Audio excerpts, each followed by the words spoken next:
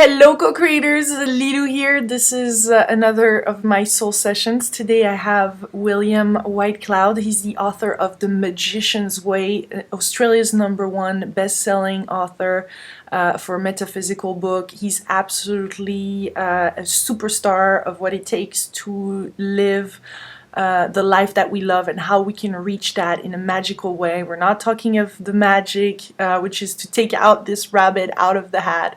We're talking of the magic of life, and he puts it in such a delightful way. This interview is over an hour, so I split it in few parts, and I encourage you to watch all of it. It gets better and better and better as we get into this interview. It was phenomenal.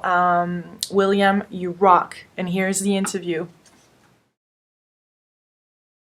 William Whitecloud, how are you doing today? I'm very well, thanks, Lilith. Lovely to be here with you. Thanks for inviting me to be on your show. It's a real privilege. Well, thank you. I'm very happy to have an Australian that is not just any type of Australian, but you have created magic around Australia.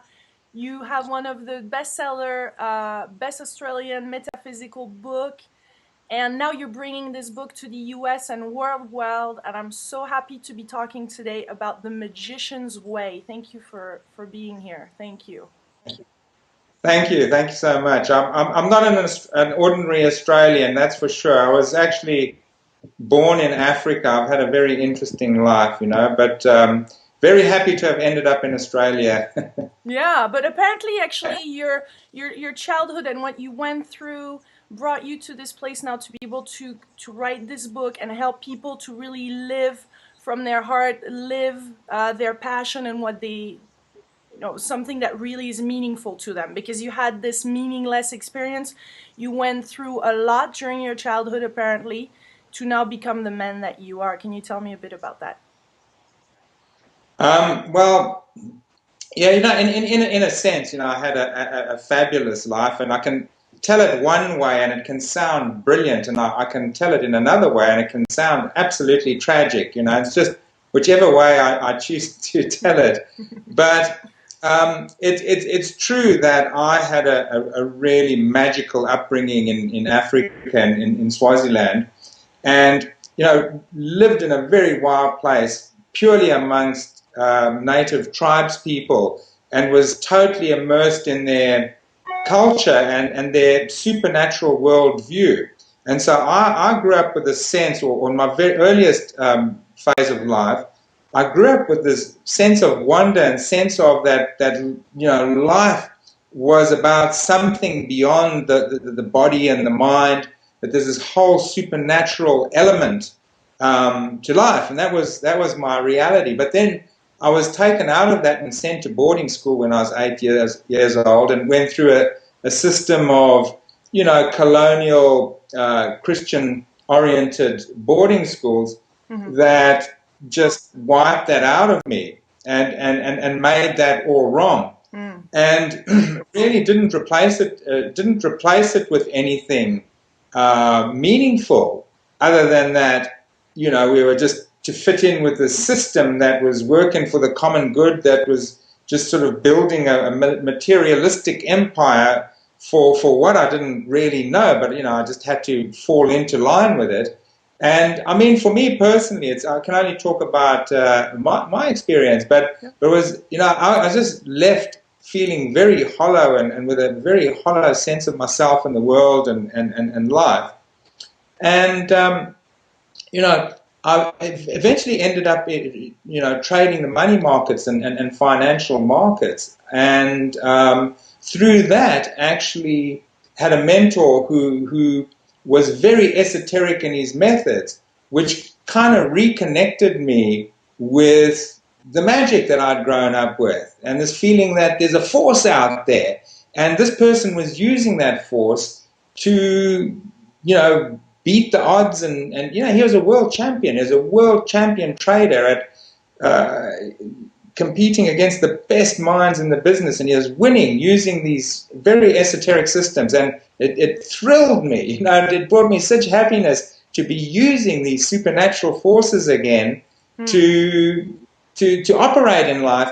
but I still felt like, yeah, but it's still, we're just making money, and that's all right. But for me, it's meaningless. It's just like, that's all there is to it. I'm just sitting here serving people make money. I'm just an account executive making people money or losing their money, whatever. Mm-hmm. And it just led to an absolute crisis in my life. And in very quick succession, I became very dependent on substances. I was abusing, a substance abuser. My marriage fell apart. My finances went to pieces, and I was diagnosed with a seriously life-threatening illness that was supposed to have killed me. And so it took me to a very dark space. And then I went from there to deciding, well, I have to use this magic. I got to use what I believe in, this force out there. I got to use it to have a meaningful life, to create something that I love, that's meaningful to me, to have good health, to actually save my life for a start, and then to have sustainable, functional finances and relationships and vocation in life, everything. And so I did. I actually went on a search, to find out how I could, what I could learn to use this magic to good effect in my life, So what do to a you how do meaningful. you define magic here? We're not talking here of taking this little rabbit out of the hat. What kind of magic? Not at The all. magic that we have when we're kids? Is that what we're talking about? Not at all. You see, well, yeah, the magic we had as kids. I mean, I only use magic as a metaphor. I only started talking in terms of magic when I wrote the book, because I wrote this book, The Magician's Way. When I started writing about it, I didn't think of anything in terms of magic. But as the book turned out, I used magic as a metaphor to describe this phenomenon, really. You see, and This thing so. that is not really describable, but that is definitely a force out there, as you're saying.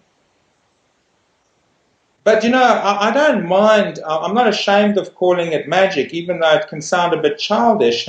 But because I mean that's what it is. The Yeah. thing is, Lilu, is that, I mean, whatever your definition of magic is, I mean, just think of anyone's definition of magic.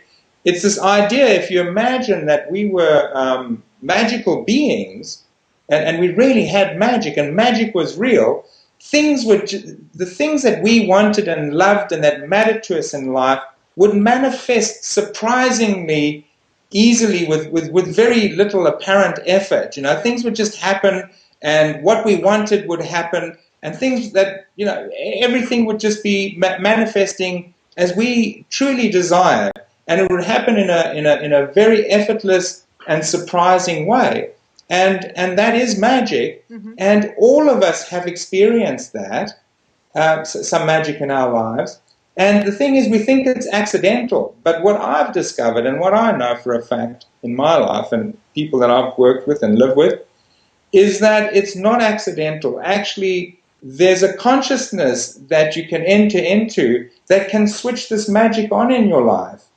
And so the magic can become a more permanent feature of your life, and life can become magical. It is magical, I think, and I think that we actually take steps to make it unmagical.